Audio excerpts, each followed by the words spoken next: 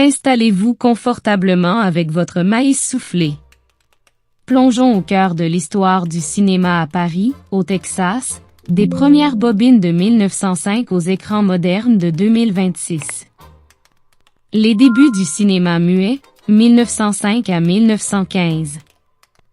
L'ère du cinéma muet a connu une ascension fulgurante suivie d'un déclin brutal à Paris. 1905. Le Nickelodeon ouvre ses portes. Malheureusement, son succès est éphémère. Il ferme en moins de 6 mois. 1908. Le Théâtre Arena fait son entrée. 1909. 3 cinémas ouvrent leurs portes. Le Jewel, le Little Dixie et le Lyric accueillent tous leurs premiers spectateurs. 1912. Le Grand Theatre ouvre ses portes, tandis que le Jewel fait peau neuve et devient le Majestic. 1913. Le Queen Theatre s'impose comme l'un des cinémas incontournables de la ville. Tragédie et Renaissance, 1916 à 1930. 21 mars 1916, catastrophe. Le grand feu de 1916 ravage la ville, détruisant en une seule journée les théâtres Arena, Grand, Little Dixie, Lyric et Queen. 1916, renaît de ses cendres et ouvre ses portes la même année, perpétuant ainsi la magie du théâtre.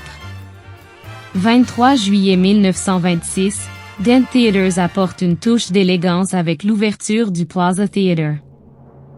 27 novembre 1930, juste à temps pour les fêtes, Dent Theatres inaugure le Lamar Theatre.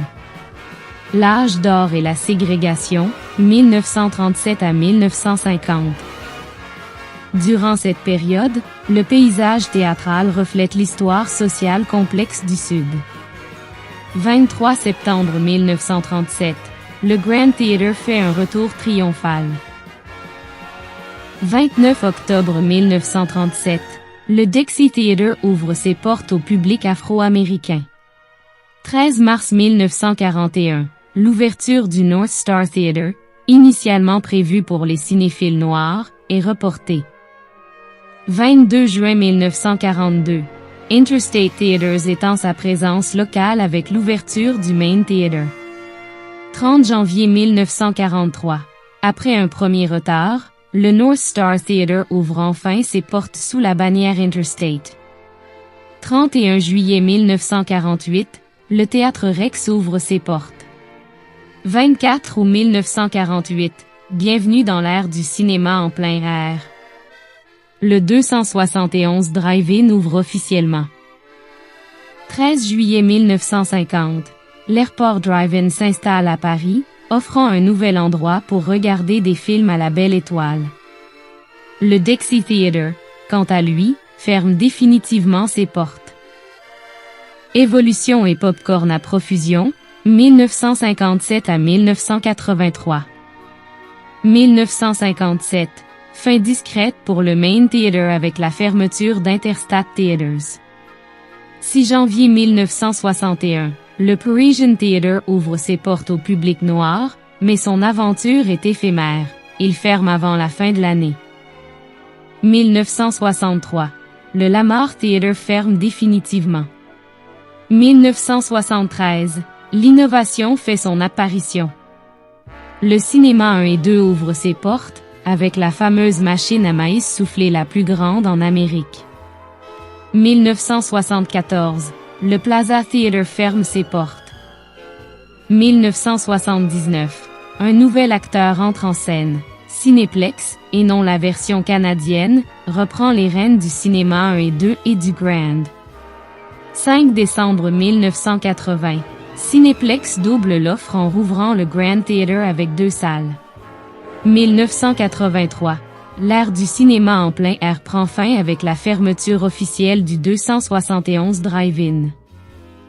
L'ère moderne, 1985 à 2026.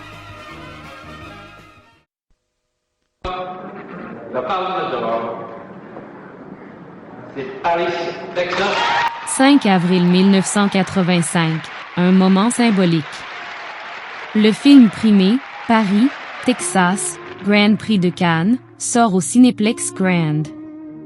Ironiquement, le film a été tourné ailleurs au Texas.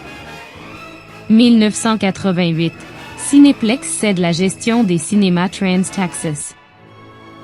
1989. Le secteur se consolide avec l'acquisition du circuit Trans-Texas par Cinemark.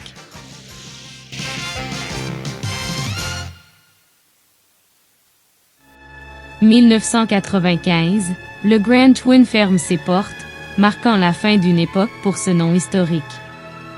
22 mai 1997, les cinémas 1 et 2 ferment définitivement. 23 mai 1997, le lendemain même, l'ère des multiplex commence avec l'ouverture du Movies 8 par Cinemark, qui restera le lieu de prédilection des cinéphiles parisiens jusqu'en 2026. Merci d'avoir regardé. Si ce voyage dans le passé vous a plu, n'oubliez pas d'aimer et de vous abonner pour découvrir d'autres plongées dans l'histoire locale.